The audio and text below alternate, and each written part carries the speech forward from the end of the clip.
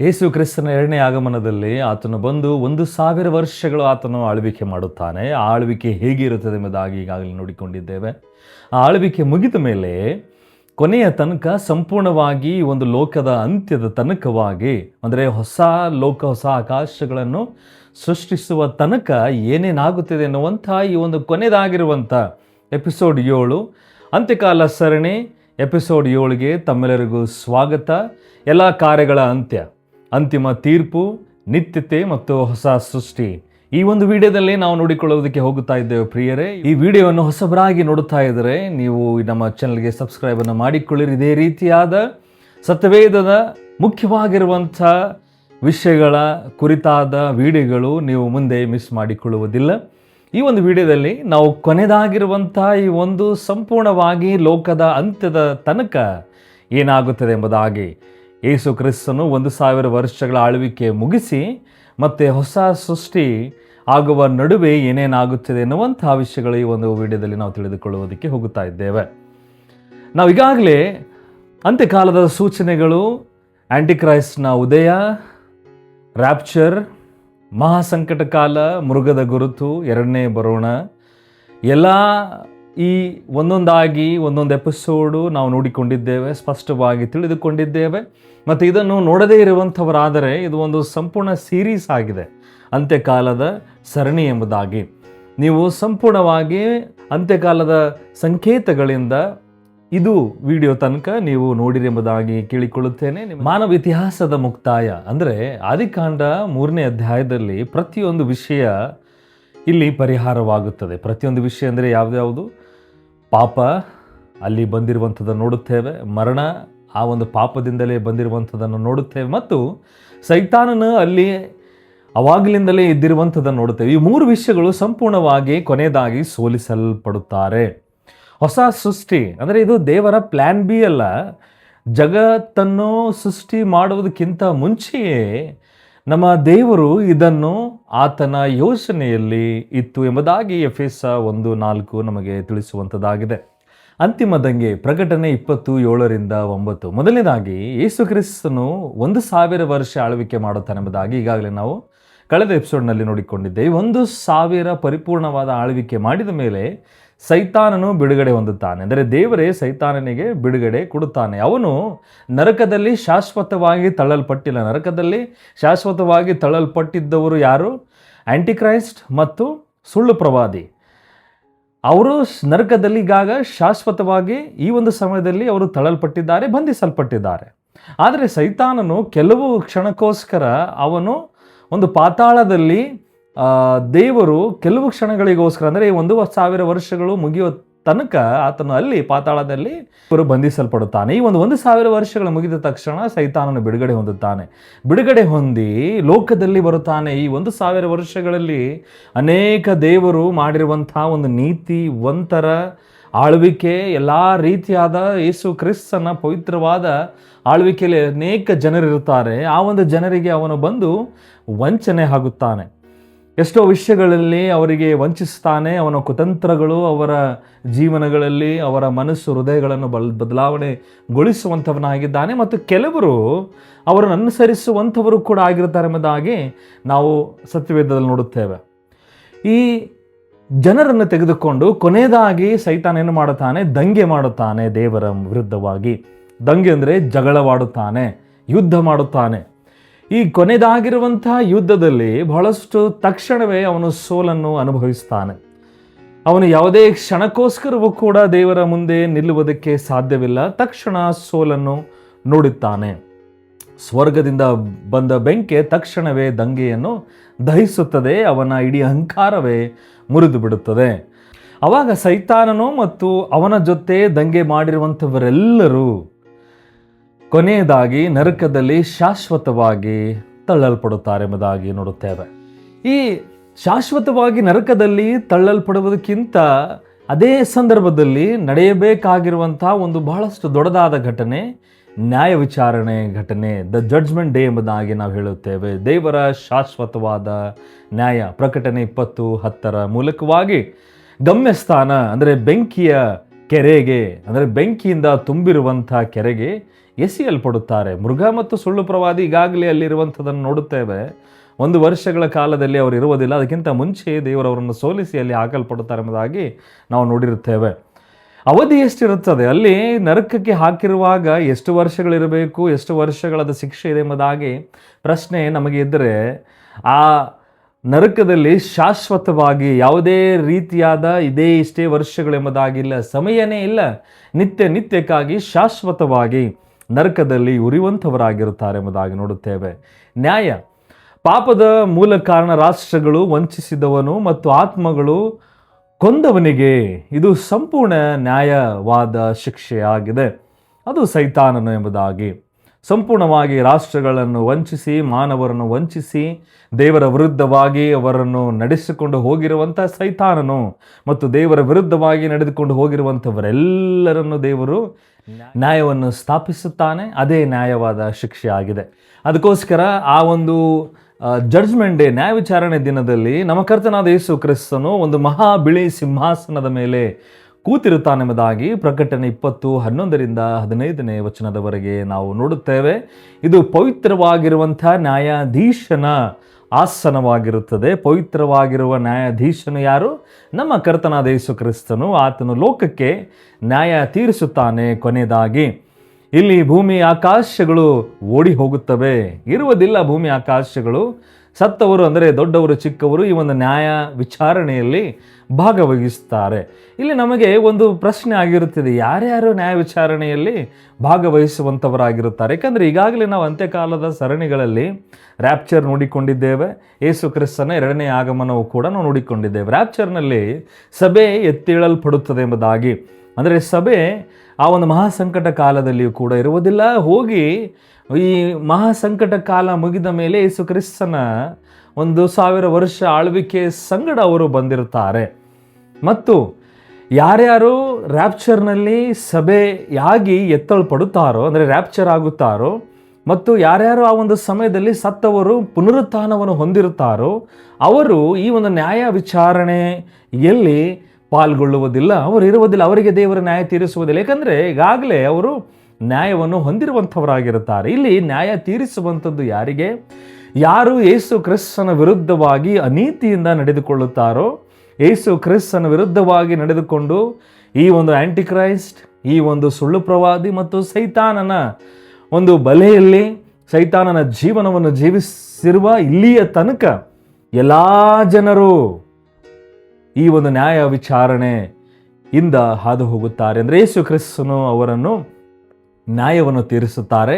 ಆ ಕೊನೆ ಗಳಿಗೆಯಲ್ಲಿ ಯಾಕೆ ಅವರಿಗೆ ನ್ಯಾಯ? ಇವಾಗ ಕೊನೆಗಳಿಗೆ ನಾವು ಪ್ರಶ್ನೆ ಕೇಳುತ್ತೇವೆ, ಅವರಿಗೆ ಯಾಕೆ ಬೇಕು ನ್ಯಾಯ? ಯಾಕಂದರೆ ಈಗಾಗಲೇ ಅವರು ದೇವರ ವಿರುದ್ಧವಾಗಿದ್ದಾರೆ ಎಂಬುದಾಗಿ ಸ್ಪಷ್ಟವಾಗಿದೆ. ಅವರು ನರಕಕ್ಕೆ ಕಳಿಸಬೇಕಿಲ್ಲ.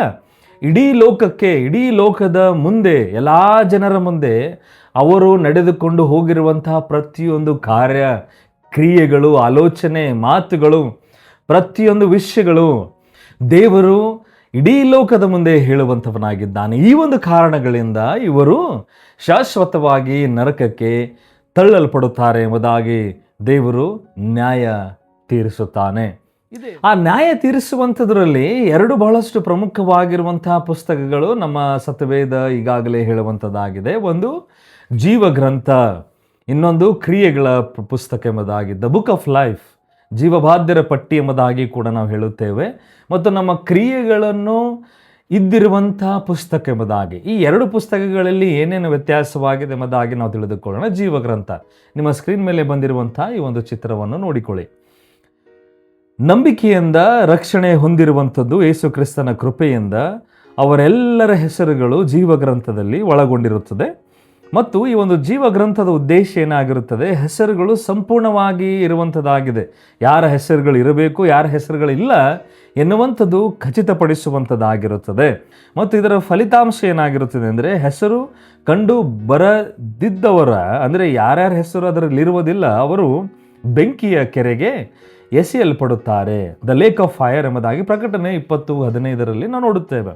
ಮತ್ತು ಕ್ರಿಯೆಗಳ ಪುಸ್ತಕ, ಇಲ್ಲಿ ಪ್ರತಿಯೊಂದು ಆಲೋಚನೆ, ಮಾತು ಮತ್ತು ಕ್ರಿಯೆಗಳ ಪರಿಪೂರ್ಣ ಬದಲಾಗದ ದಾಖಲೆ ಇರುತ್ತದೆ. ಈ ಪುಸ್ತಕದಲ್ಲಿ ನೀವು ಆಲೋಚನೆ ಮಾಡಿರುವಂಥ ಪ್ರತಿಯೊಂದು ಆಲೋಚನೆಗಳು, ಆಡಿರುವಂಥ ಸುಮ್ಮನೆ ಮಾತು, ಆಡಿರುವಂಥ ಒಂದೊಂದು ಮಾತು, ಮತ್ತು ಸುಮ್ಮನೆ ನಾನು ಕಾರ್ಯವನ್ನು ಮಾಡಿದ್ದೇನೆ, ಒಂದು ಹಾಸ್ಯರೂಪವಾಗಿ ಮಾಡಿದ್ದೇನೆ ಅನ್ನೋವಂಥ ಪ್ರತಿಯೊಂದು ಕ್ರಿಯೆಗಳು ಪರಿಪೂರ್ಣವಾಗಿ ಬರೆದಿರುವಂತಹ ದಾಖಲೆ ಆಗಿರುತ್ತದೆ. ಅದು ಬದಲಾಗದ ದಾಖಲೆ ಆಗಿರುತ್ತದೆ.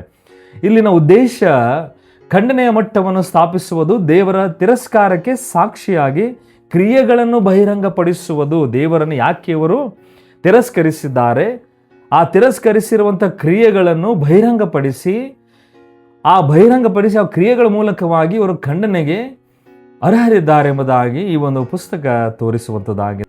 ಮಾನದಂಡ, ದೇವರ ಪರಿಪೂರ್ಣ ನಿಯಮ ಅಂದರೆ ನ್ಯಾಯ ಪ್ರಮಾಣದ ಕ್ರಿಯೆಗಳು. ಒಳ್ಳೆಯ ಕಾರ್ಯಗಳನ್ನು ಮಾಡಿರುತ್ತೇನೆ, ದೇವರು ನನಗೆ ನೀತಿವಂತನೆಂದು ಎಣಿಸುತ್ತಾನೆ, ನಾನು ಬಹಳಷ್ಟು ಒಳ್ಳೆಯವನಾಗಿದ್ದೇನೆ ಎಂಬುದಾಗಿ ಕೊನೆಯದಾಗಿ ಹೇಳುವಂಥದ್ದು ಅವಶ್ಯಕತೆ ಇಲ್ಲ, ಅಸಾಧ್ಯವಾಗಿದೆ. ಅವನು ರಕ್ಷಣೆ ಹೊಂದುವುದಕ್ಕೋಸ್ಕರ, ಪರಲೋಕ ರಾಜ್ಯದಲ್ಲಿ ಸೇರುವುದಕ್ಕೋಸ್ಕರ. ಏಕೆಂದರೆ ರೋಮ 3:20 ನಾವು ಈಗಾಗಲೇ ನೋಡುತ್ತೇವೆ, ನೀತಿವಂತನೆಂದು ಹೇಗೆ ನಿರ್ಣಯಿಸಲ್ಪಡುತ್ತಾನೆ? ನಂಬಿಕೆಯಿಂದ. ಯಾರಲ್ಲಿ? ಯೇಸು ಕ್ರಿಸ್ತನಲ್ಲಿ. ಆತನು ಕರ್ತನಾಗಿದ್ದಾನೆ, ಆತನೇ ಸತ್ತು 3ನೇ ದಿವಸದಲ್ಲಿ ಸತ್ತರೊಳಗಿಂದ ಎದ್ದು ಬಂದಿದ್ದಾನೆ ಎಂಬುದಾಗಿ ಹೃದಯಪೂರ್ವಕವಾಗಿ ನಂಬುವುದರ ಮೂಲಕ ರಕ್ಷಣೆ ಆಗುತ್ತದೆ. ಈ ಒಂದು ನಂಬಿಕೆಯ ಮೂಲಕವಾಗಿ ನೀತಿವಂತನು ಎಂದು ದೇವರು ನಿರ್ಣಯಿಸ್ತಾರೆ. ಒಳ್ಳೆ ಕಾರ್ಯಗಳಿಂದ ನಿರ್ಣಯಿಸಿಕೊಳ್ಳುವಂಥದ್ದು ಇಲ್ಲ. ಅದಕ್ಕೋಸ್ಕರ ಈ 2 ಪುಸ್ತಕಗಳು ಕೊನೆಯದಾಗಿರುವಂಥದ್ದು. ಆವಾಗ ಈ ಪುಸ್ತಕಗಳ ಮೂಲಕವಾಗಿ ದೇವರು ನಮ್ಮನ್ನು ನ್ಯಾಯವನ್ನು ತೀರಿಸುತ್ತಾನೆ. ನಮ್ಮ ಬೈಬಲ್ ಸತ್ಯವೇದ 2ನೇ ಮರಣ ಎಂಬುದಾಗಿ ತಿಳಿಸುತ್ತದೆ. ಆ 2ನೇ ಮರಣ ಏನಾಗಿದೆ ನಾವು ತಿಳಿದುಕೊಳ್ಳೋಣ. ಮೊದಲನೇದಾಗಿರುವಂಥ ಮರಣ ದೈಹಿಕ ಮರಣ. ಇದು ನಾವು ದೈಹಿಕವಾಗಿ ಲೋಕದಲ್ಲಿ ಜೀವಿಸುತ್ತಿರುವಾಗ ನಾವು ಮರಣವನ್ನು ಹೊಂದುತ್ತೇವೆ. ಅದು ಮೊದಲನೇದಾಗಿರುವಂಥ ಮರಣ. ಈ ಮೊದಲನೇದಾಗಿರುವಂಥ ಮರಣ ಯೇಸು ಕ್ರಿಸ್ತನನ್ನು ನಂಬದೇ ಇರುವಂಥವರು ಪಾತಾಳದಲ್ಲಿ ತಾತ್ಕಾಲಿಕವಾಗಿ ಕಾಯುವಂಥ ಸ್ಥಳವಾಗಿರುತ್ತದೆ. ಆ ಪಾತಾಳದಲ್ಲಿ ತಾತ್ಕಾಲಿಕವಾಗಿ ಕಾಯುವಂತಹ ಸ್ಥಳ ಆದಮೇಲೆ ಯೇಸು ಕ್ರಿಸ್ತನು ಈ ಬಿಳಿ ಮಹಾಸಿಂಹಾಸನದ ಮೇಲೆ ಕೂತಿ ಆತನು ನ್ಯಾಯವನ್ನು ತೀರಿಸ್ತಾ ಇರುವಾಗ, ನ್ಯಾಯಾಧೀಶನಾಗಿ ಆತನು ಕೂತಿರುವಾಗ ಕೆಲವು ಸಮಯ, ಕೆಲವು ಕ್ಷಣಗಳಿಗೋಸ್ಕರ ಅವರು ಪಾತಾಳದಲ್ಲಿರುತ್ತಾರೆ. ಯಾರು? ಅನೀತಿವಂತರು, ಯೇಸು ಕ್ರಿಸ್ತ ನಂಬದೇ ಇರುವಂಥವರು. ಇಲ್ಲಿ ನ್ಯಾಯ ವಿಚಾರಣೆಯ ದಿವಸದಲ್ಲಿ ಯೇಸು ಕ್ರಿಸ್ತನ ನ್ಯಾಯಾಧೀಶನಾಗಿ ಬಿಳಿ ಸಿಂಹಾಸನದ ಮೇಲೆ ಕೂತಿರುವಾಗ, ನ್ಯಾಯವನ್ನು ತೀರಿಸ್ತಾ ಇರುವಾಗ ಅವರು ಅಲ್ಲಿಂದ ಬಿಡಿಸಲ್ಪಡುತ್ತಾರೆ. ಇಲ್ಲಿ ನ್ಯಾಯ ವಿಚಾರಣೆ ಯೇಸು ಕ್ರಿಸ್ತನು ತೀರಿಸುತ್ತಾನೆ, ಅವರಿಗೆ ನ್ಯಾಯವನ್ನು ಕೊಡುತ್ತಾನೆ. ನ್ಯಾಯ ಏನಾಗಿರುತ್ತದೆ?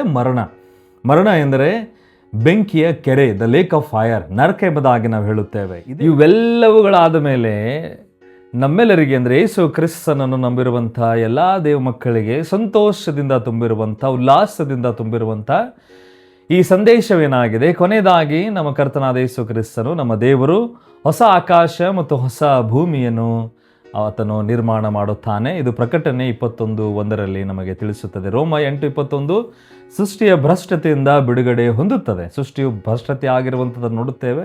ಇದರಿಂದ ಸೃಷ್ಟಿಯೂ ಕೂಡ ಬಿಡುಗಡೆ ಹೊಂದುತ್ತದೆ. ನಿಯೋಸ್, ಹೊಸದು, ಸಂಪೂರ್ಣ ಬದಲುಗೊಂಡಿರುವಂಥದ್ದನ್ನು ನೋಡುತ್ತೇವೆ. ಪ್ರಕಟಣೆ 21:1 ಕಯನೋಸ್ ಅಂದರೆ ನವೀಕರಿಸಲ್ಪಡುತ್ತದೆ, ರೂಪಾಂತರಗೊಂಡು ಶ್ರೇಷ್ಠ ಗುಣಮಟ್ಟ ತನಕ ಹೊಂದುತ್ತದೆ. ಅಂದರೆ ಇದು ಹೊಸ ದೇವರು ಸೃಷ್ಟಿ ಮಾಡುತ್ತಾನೆ, ಇದನ್ನು ಸಂಪೂರ್ಣವಾಗಿ ನಾಶ ಮಾಡುವುದಾಗಿ ಎಲ್ಲ ಇದನ್ನು ನವೀಕರಿಸುತ್ತಾನೆ. ಇಲ್ಲಿರುವಂಥ ಎಲ್ಲ ಪಾಪದಿಂದ ತುಂಬಿರುವಂಥ ಶಾಪ, ಭ್ರಷ್ಟತೆ ಎಲ್ಲವನ್ನು ತೆಗೆದುಹಾಕಿ ಹೊಸ ಸೃಷ್ಟಿಯನ್ನು ನವೀಕರಿಸುತ್ತಾನೆ ಎಂಬುದಾಗಿ ನಾವು ಈ ವಾಕ್ಯಗಳಲ್ಲಿ ನೋಡುತ್ತೇವೆ. ಆ ಒಂದು ಲೋಕದಲ್ಲಿ ಅಂದರೆ ಹೊಸ ಭೂಮಿ, ಹೊಸ ಆಕಾಶ, ಆ ಒಂದು ಲೋಕ ಹೇಗೆ ಇರುತ್ತದೆ ಒಂದು ಸ್ವಲ್ಪ ನಾವು ತಿಳಿದುಕೊಳ್ಳೋಣ. ದೇವಾಲಯವಿಲ್ಲ ಅಂದರೆ ಅಲ್ಲಿ ದೇವಾಲಯ ನಮ್ಮ ಸಭೆ ಆರಾಧನೆ ಈ ರೀತಿಯಾಗಿ ನಾವು ಹೋಗುತ್ತೇವೆ, ಆರಾಧನೆ ಮಾಡುತ್ತೇವೆ ಎಂಬುದಾಗಿ ಇಲ್ಲ. ಯಾಕಂದರೆ ದೇವರು ಮತ್ತು ಯಜ್ಞದ ಕುರಿಯೇ ದೇವಾಲಯವಾಗಿದ್ದಾರೆ. ಐತಿಹಾಸಿಕ ಮಧ್ಯ ಸಾಕ್ಷಿಯು ಕುಸಿದು ಬಿದ್ದು ಮುಖಾಮುಖಿ ಅನ್ಯೋನ್ಯತೆ ಏರ್ಪಡುತ್ತದೆ. ಯಾವಾಗ ನಾವು ದೇವಾಲಯಕ್ಕೆ ಹೋಗಿ ದೇವರನ್ನ ಆರಾಧಿಸ್ತೇವೆ, ನಂಬಿಕೆ. ಯಾಕಂದರೆ ಯಾವಾಗ ಮುಖಾಮುಖಿ ದೇವರನ್ನು ನೋಡಿ ದೇವರನ್ನ ಆರಾಧಿಸುವಂಥದ್ದು ಆ ಒಂದು ಲೋಕದಲ್ಲಿ ಇದ್ದಿರುತ್ತದೆ. ಮುಖಾಮುಖಿ ಆಗಿರುವಂಥ ಅನ್ಯೋನ್ಯತೆ ಇರುತ್ತದೆ ಪ್ರಿಯರೇ. ಸೂರ್ಯನಿರುವುದಿಲ್ಲ. ಇವಾಗ ಸೂರ್ಯನಿಲ್ಲದೆ ಜಗತ್ತು ಹೇಗೆ ಸಾಧ್ಯ? ಭೂಮಿ ಇರುವುದಕ್ಕೆ ಹೇಗೆ ಸಾಧ್ಯ? ಹೌದು, ಸಾಧ್ಯ. ಯಾಕಂದರೆ ಸೂರ್ಯ ಇಟ್ಟು ಇದನ್ನೆಲ್ಲ ನಡೆಸಿರುವಂಥ ದೇವರೇ ಆತನು. ಇವಾಗ ಸೂರ್ಯನಿಲ್ಲದೆ ಬೆಳಕು ಎಲ್ಲಿಂದ ಬರುತ್ತದೆ ಕೇಳಿದರೆ ಅದು ದೇವರ ಮಹಿಮೆಯಿಂದ ಬರುತ್ತದೆ. ದೇವರ ಮಹಿಮೆಯೇ ಎಲ್ಲ ಬೆಳಕನ್ನು ಒದಗಿಸಿಕೊಡುತ್ತದೆ ಒಂದು ಲೋಕಕ್ಕೆ. ಆ ಬೆಳಕು ದೇವರ ಮಹಿಮೆದಾಗಿರುತ್ತದೆ, ಪವಿತ್ರವಾಗಿರುವಂಥ ಬೆಳಕು. ಯಜ್ಞದ ಕುರಿಯೇ ಈ ಲೋಕಕ್ಕೆ ದೀಪವಾಗಿರುತ್ತಾನೆಂಬುದಾಗಿ ಎಷ್ಟು ಸಂತೋಷವಾಗಿರುವಂಥ ಈ ಪ್ರವಾದನೆ ಆಗಿದೆ. ರಾತ್ರಿ ಇಲ್ಲದಾಗಿರುತ್ತದೆ. ಪಾಪ ಮತ್ತು ಕೆಡುಕಿಗೆ ಸಂಬಂಧಿಸಿದ ಕತ್ತಲೆಯು ಶಾಶ್ವತವಾಗಿ ನಿವಾರಣೆಯಾಗಿರುತ್ತದೆ. ಮುಚ್ಚಲ್ಪಟ್ಟ ಬಾಗಿಲುಗಳಿರುವುದಿಲ್ಲ. ಯಾವುದೇ ರೀತಿಯಾದ ಮುಚ್ಚಲ್ಪಟ್ಟ ಬಾಗಿಲುಗಳಿರುವ, ಯಾಕಂದರೆ ಯೇಸು ಕ್ರಿಸ್ತನು ದೇವರ ಜೊತೆ ಮುಖಾಮುಖಿಯಾಗಿ ಅನನ್ಯತೆಯಿಂದ ಜೀವಿಸ್ತಿರುವಂಥ ಆ ಒಂದು ಲೋಕದಲ್ಲಿ ಯಾವುದೇ ರೀತಿಯಾದ ಮುಚ್ಚಲ್ಪಟ್ಟಿರುವಂಥ ಬಾಗಿಲುಗಳು, ತಿಳಿದುಕೊಳ್ಳದೇ ಇರುವಂಥ ಸಂಗತಿಗಳು ಯಾವುದೇ ರೀತಿಯಾಗಿರುವುದಿಲ್ಲ. ಆ ಒಂದು ಲೋಕದಲ್ಲಿ ದೇವರು ಮತ್ತು ಯಜ್ಞದ ಕುರಿಯ ಸಿಂಹಾಸನ ಯಾವಾಗಲೂ ಇರುವಂಥದ್ದನ್ನು ನಾವು ನೋಡುತ್ತೇವೆ. ಜೀವ ಜಲದ ನದಿ ಹರಿಯುತ್ತಿರುತ್ತದೆ, ಉಚಿತವಾಗಿರುವಂಥ ನೀರಾಗಿರುತ್ತದೆ. ಆವಾಗ ಶಾಪವಿರುವುದಿಲ್ಲ. ಪ್ರಕಟಣೆ 22:3. ಅದಕ್ಕೋಸ್ಕರ ಇದೆಲ್ಲ ತಿಳಿದುಕೊಂಡಿದ ಮೇಲೆ ಕೊನೆಯದಾಗಿ ಮಹಾನ್ ಬೈಬಲ್ ಕಥಾನಕ, ಅಂದರೆ ನಮ್ಮ ಸತ್ಯವೇದದಲ್ಲಿರುವ ಕೆಲವು ವಿಷಯಗಳು ಕಳೆದುಕೊಂಡಿರುವಂಥದ್ದನ್ನು ಮತ್ತೆ ಪಡೆದುಕೊಂಡಿರುವಂಥದ್ದನ್ನು ಹೇಗೆ ನಾವು ನೋಡಿಕೊಳ್ಳೋಣ. ಕಳೆದು ಹೋದ ಆದಿಕಾಂಡ 3ನೇ ಅಧ್ಯಾಯದಲ್ಲಿ ಅನ್ಯೋನ್ಯತೆ ಕಳೆದು ಹೋಗಿತ್ತು. ಅದು ಕ್ರಿಸ್ತನ ವಿಮೋಚನೆಯಿಂದ, ಅಂದರೆ ಆತನು ಶಿಲ್ಬೆ ಮೇಲೆ ಕೊಟ್ಟಿರುವಂತಹ ತನ್ನ ಪ್ರಾಣ, ಆ ಒಂದು ಮರಣದಿಂದ, ಆತನ ಸುರಿಸಿರುವಂಥ ರಕ್ತದಿಂದ ಸಮಾಧಾನವಾಯಿತು. ಆದರೆ ಕೊನೆಯದಾಗಿ ಹೊಸ ಒಂದು ಭೂಮಿ ಆಕಾಶದಲ್ಲಿ ಶಾಶ್ವತವಾಗಿ ಮರುಸ್ಥಾಪಿಸಲಾಗುವಂಥದ್ದಾಗಿದೆ. ಪ್ರಕಟಣೆ 21:22. ದೇವರು ಮನುಷ್ಯನೊಂದಿಗೆ ಮುಖಾಮುಖಿಯಾಗಿ ವಾಸಿಸ್ತಾನೆ. ಆದಿಕಾಂಡ 3 ಜೀವ ವೃಕ್ಷ ಇದ್ದಿರುವಂಥದ್ದನ್ನು ನೋಡುತ್ತೇವೆ. ಮತ್ತು ಯೇಸು ಕ್ರಿಸ್ತನ ಮೂಲಕವಾಗಿ ನಾವು ನಿತ್ಯ ಜೀವವನ್ನು ಪಡೆದುಕೊಂಡಿರುವಂಥದ್ದನ್ನು ನಾವು ನೋಡುತ್ತೇವೆ. ಈ ಕೊನೆಯದಾಗಿ ಶಾಶ್ವತವಾಗಿ ಉಚಿತವಾಗಿರುವಂಥ ಆ ಜೀವನ ಲಭ್ಯವಿರುತ್ತದೆ. ಆದಿಕಾಂಡ 3ರಲ್ಲಿ ಸೃಷ್ಟಿಯನ್ನು ನಾವು ನೋಡುತ್ತೇವೆ. ಹೊಸದಾಗಿರುವಂಥ ಸೃಷ್ಟಿ ಆಗಿತ್ತು. ಆದರೆ ಪಾಪದಿಂದ ಆ ಸೃಷ್ಟಿ ಮಲಿನವಾಯಿತು, ಶಾಪ ಬಂತು, ಮರಣ ಬಂತು. ಆದರೆ ಯೇಸು ಕ್ರಿಸ್ತನ ಮರಣ ಮೂಲಕವಾಗಿ ನಮಗೆ ಆ ಸೃಷ್ಟಿಯಲ್ಲಿಯೇ ದೇವರು ನಿತ್ಯ ಜೀವವನ್ನು ಕೊಟ್ಟನು, ಆ ಶಾಪದಿಂದ ಬಿಡುಗಡೆ ಕೊಟ್ಟನು. ಈ ಹೊಸ ಲೋಕದಲ್ಲಿ ನಾವು ಜೀವಿಸ್ತಿರುವಾಗ, ಯೇಸು ಕ್ರಿಸ್ತನ ದೇವರ ಮುಂದೆ ಮುಖಾಮುಖಿಯಾಗಿ ಅನ್ಯೋನ್ಯತೆಯಿಂದ ಜೀವಿಸ್ತಿರುವಾಗ ಶಾಪ ಇರುವುದಿಲ್ಲ. ಮತ್ತು ಆದಿಕಾಂಡ 3ನೇ ಅಧ್ಯಾಯದಲ್ಲಿ ಮರಣವಿತ್ತು. ಶಿಲುಬೆ ಮೂಲಕವಾಗಿ ಮರಣ ಸೋಲಿಸಲ್ಪಡ್ತು. ಮರಣ ನಮ್ಮ ಮೇಲೆ ಜಯವನ್ನು ಸಾಧಿಸುವುದಿಲ್ಲ. ಮರಣ ಆದ ಮೇಲೆ ನಿತ್ಯ ಜೀವ ದೇವರು ನಮಗೆ ಕೊಡುವಂಥವನಾಗಿದ್ದಾನೆ. ಕ್ರಿಸ್ತನ ಮೂಲಕವಾಗಿ ಈ ಶಾಶ್ವತವಾಗಿರುವಂಥ ಹೊಸ ಲೋಕ ದೇವರು ನವೀಕರಿಸಿದ ಮೇಲೆ ಅಲ್ಲಿ ಮರಣ ರದ್ದುಗೊಂಡಿರುವಂಥದ್ದಾಗಿದೆ. ಮರಣವೇ ಇರುವುದಿಲ್ಲ. ಯಾವುದೇ ರೀತಿಯಾದ ನೋವು, ಯಾವುದೇ ರೀತಿಯಾದ ಕಷ್ಟ, ಯಾವುದೇ ರೀತಿಯಾದ ಕಣ್ಣೀರುಗಳು, ಬಾಧೆ, ಚಿಂತನೆಗಳು ಯಾವುದೇ ರೀತಿಯಾಗಿರುವುದಿಲ್ಲ. ಸಂಪೂರ್ಣವಾಗಿ ದೇವರ ಆನಂದ, ದೇವರ ಸಂತೋಷ, ಆ ಅನ್ಯೋನ್ಯತೆ ಅಲ್ಲಿರುವಂಥದ್ದನ್ನು ನೋಡುತ್ತೇವೆ. ಕೊನೆಯದಾಗಿ ಈ ಆದಿಕಾಂಡ 3ನೇ ಅಧ್ಯಾಯದಲ್ಲಿ ಆಳ್ವಿಕೆ, ಪಾಪವು ಮನುಷ್ಯನ ಮೇಲೆ ಆಳ್ವಿಕೆ ಮಾಡಿರುವಂಥದ್ದನ್ನು ನೋಡುತ್ತೇವೆ. ಆದರೆ ಯೇಸು ಕ್ರಿಸ್ತನ ಮೂಲಕವಾಗಿ ಆತನ ಶಿಲುಬೆ ಮೇಲೆ ತನ್ನ ಪ್ರಾಣ ರಕ್ತವನ್ನು ಸುರಿಸುವುದರ ಮೂಲಕವಾಗಿ ಆ ಪಾಪವು ಸಂಪೂರ್ಣವಾಗಿ ವಿಮೋಚನೆಗೊಂಡಿತ್ತು. ಆತನಲ್ಲಿ ನಂಬಿಕೆ ಇರುವಂಥವರ ಮೇಲೆ ಆ ಒಂದು ಆಳ್ವಿಕೆ ಪಾಪವು ಮಾಡುವುದಿಲ್ಲ. ಅದಕ್ಕೋಸ್ಕರ ಕೊನೆಯದಾಗಿ ನಾವು ಪ್ರಕಟಣೆ 22:17ನೇ ವಚನ ಮೊದಲನೇದಾಗಿ ಓದಿಕೊಳ್ಳೋಣ. ಆತ್ಮನು ಮೊದಲಗಿತ್ತಿಯು ಬಾ ಅನ್ನುತ್ತಾರೆ. ಕೇಳುವವನು ಬಾ ಅನ್ನಲಿ, ಬಾಯಾರಿದವನು ಬರಲಿ. ಇಷ್ಟವುಳ್ಳವನು ಜೀವ ಜಲವನ್ನು ಕ್ರಯವಿಲ್ಲದ ತೆಗೆದುಕೊಳ್ಳಲಿ. ಹಾಗೆ 20ನೇ ವಚನ, ಈ ವಿಷಯಗಳಲ್ಲಿ ಸಾಕ್ಷಿ ಹೇಳುವವನು ನಿಜವಾಗಿ ಬೇಗ ಬರುತ್ತೇನೆ ಎಂದು ಹೇಳುತ್ತಾನೆ. ಹಾಗೆಯೇ ಆಗಲಿ. ಕರ್ತನಾದ ಯೇಸುವೇ ಬಾ. ಕರ್ತನಾದ ಯೇಸುವಿನ ಕೃಪೆ ಎಲ್ಲರೊಂದಿಗೆ ಇರಲಿ. ಆಮೆನ್. ಅದಕ್ಕೋಸ್ಕರ ಕೊನೆಯದಾಗಿ ನಮ್ಮ ಕರ್ತನಾದ ಯೇಸು ಕ್ರಿಸ್ತನು ಹೇಳುತ್ತಾನೆ, ನಿಜವಾಗಿ ನಾನು ಬೇಗನೆ ಬರುವಂಥವನಾಗಿದ್ದೇನೆ, ಬೇಗನೆ ಬರುತ್ತೇನೆ. ನಾನು ಬೇಗನೆ ಬರಲಿ ಎಂಬುದಾಗಿ ನೀವು ಹೇಳಿರಿ. ಹಾಗೆ ಆಗಲಿ. ಕರ್ತನಾದ ಯೇಸುವೇ ಬಾ ಎಂಬುದಾಗಿ ಹೇಳಿರಿ. ಇವತ್ತಿನ ದಿವಸದಲ್ಲಿ ನಾವು ಹೇಳೋಣ ಪ್ರಿಯರೇ, ಕರ್ತನಾದ ಯೇಸುವೇ ಬಾ, ನಾನು ಸಿದ್ಧನಾಗಿದ್ದೇನೆ ಎಂಬುದಾಗಿ ನಾವು ಹೇಳೋಣ ಇವತ್ತಿನ ದಿವಸದಲ್ಲಿ. ಆ ಹೇಳಿಕೆ ಒಂದು ಕಮೆಂಟ್ನಲ್ಲಿ ಮಾಡುವುದರ ಮೂಲಕವಾಗಿ ನಾವು ದೇವರಿಗೆ ತಿಳಿಸೋಣ. ಕಮೆಂಟ್ನಲ್ಲಿ ನೀವು ಮಾಡ್ರಿ, ಯೇಸು ಕ್ರಿಸ್ತನೇ ಬೇಗನೆ ಬಾ ಎಂಬುದಾಗಿ, ಯೇಸು ಕ್ರಿಸ್ತನೇ ಬೇಗನೆ ಬಾ ಎಂಬುದಾಗಿ. ಈ ಒಂದು ಮಾಡುವುದರ ಮೂಲಕವಾಗಿ ನಾವು ಸಿದ್ಧರಾಗೋಣ ಮತ್ತು ಯೇಸು ಕ್ರಿಸ್ತನಿಗೆ ಈ ವಾಕ್ಯದ ಹೇಳಿರೋ ಪ್ರಕಾರ ಹಾಗೆ ಆಗಲಿ ಸ್ವಾಮಿ, ಬೇಗನೆ ಬಾ ಎಂಬುದಾಗಿ ಹೇಳೋಣ ಪ್ರಿಯರೇ. ಈ ಒಂದು ಸುಂದರವಾದ ಅಂತ್ಯಕಾಲದ ಸರಣಿಯಲ್ಲಿ ಈ ಒಂದು ಪ್ರಯಾಣವು ಬಹಳಷ್ಟು ಸುಂದರವಾಗಿತ್ತು ಪ್ರಿಯರೇ, ವಿಸ್ಮಯವಾಗಿತ್ತು, ಸುಂದರವಾಗಿತ್ತು, ಅನೇಕ ವಿಷಯಗಳು ಕಲಿಯುವಂಥದ್ದಾಗಿತ್ತು. ಇವಾಗ ನಾನು ಕಲಿಸಿದ್ದೇನೆ ಅನೇಕ ವಿಷಯಗಳು ನಿಮ್ಮೆಲ್ಲರಿಗೆ ಎಂಬುದಾಗಿ, ಇಂಥ ಹೆಚ್ಚಿನ ರೀತಿಯಲ್ಲಿ ನಾನು ಅನೇಕ ವಿಷಯಗಳು ಕೂಡ ನಾನು ಕಲಿತುಕೊಂಡಿದ್ದೇನೆ. ಅವುಗಳನ್ನು ನನಗೆ ರಿಫ್ರೆಶ್ಮೆಂಟ್ ಆಗಿದೆ ಎಂಬುದಾಗಿ ಕೂಡ ನಾನು ಇನ್ನೊಂದು ಭಾಷೆಯಲ್ಲಿ ಹೇಳಬಹುದು. ಮತ್ತು ಈ ಒಂದು ಸರಣಿಗೆ ನೋಡಿರುವಂಥ ಎಲ್ಲ ದೇವ ಜನರು, ನೀವು ತೋರಿಸಿರುವಂಥ ಪ್ರೀತಿ ಮತ್ತು ನಿಮ್ಮ ಬೆಂಬಲ, ನಿಮ್ಮ ಸಹಕಾರ ತೋರಿಸಿರುವಂಥ ನಿಮ್ಮೆಲ್ಲರಿಗೆ ನಾನು ನಮ್ಮ ಕರ್ತನಾದ ಯೇಸು ಕ್ರಿಸ್ತನ ಒಂದೇ ನಾಮದಲ್ಲಿ ನಿಮಗೆ ವಂದನೆಗಳನ್ನು ಸಲ್ಲಿಸ್ತೇನೆ. ಮತ್ತು ಇದೇ ರೀತಿಯಾದ ನಿಮ್ಮ ಈ ಪ್ರೋತ್ಸಾಹ, ಬೆಂಬಲ ಮತ್ತು ಈ ಒಂದು ಸಹಕಾರವು ನಮ್ಮ ಸೇವೆಯೊಂದಿಗೆ ಇರಲಿ. ಸತ್ಯವಾಕ್ಯ ಸೇವೆ ಈ ಒಂದು ಚಾನಲ್ ಮೂಲೆ ಮೂಲೆಗೂ ಪ್ರತಿಯೊಂದು ಕ್ರೈಸ್ತ ಕುಟುಂಬಕ್ಕೆ ಮುಟ್ಟಲಿ. ಪ್ರತಿ ಒಬ್ಬರು ಅನೇಕ ಒಂದು ಪ್ರಶ್ನೆಗಳಿಂದ ಹೊಡೆದಾಡುತ್ತಿರುವಂಥ ದೇವರ ಮಗನು ಮಗಳ ತನಕ ಈ ಒಂದು ವಿಡಿಯೋಗಳು ಮುಟ್ಟಲಿ ಎನ್ನುವಂಥ ನಮ್ಮ ಪ್ರಯತ್ನವಾಗಿದೆ ಪ್ರಿಯರೇ. ಈ ನಮ್ಮ ಪ್ರಯತ್ನ, ನಮ್ಮ ಸೇವೆಯಲ್ಲಿ ನೀವು ಕೂಡ ಭಾಗವಹಿಸಿ ಮತ್ತು ನಮ್ಮ ಸೇವೆಗೆ ಈ ಒಂದು ಶೇರು, ಲೈಕು, ಸಬ್ಸ್ಕ್ರೈಬ್ ಮಾಡೋದ್ರ ಮೂಲಕವಾಗಿ ನೀವು ಬೆಂಬಲಿಸ್ತಾ ಇದ್ದೀರಿ. ಈಗಾಗಲೇ ನಿಮಗೆ ನಾನು ವಂದನೆಗಳನ್ನು ಸಲ್ಲಿಸ್ತೇನೆ.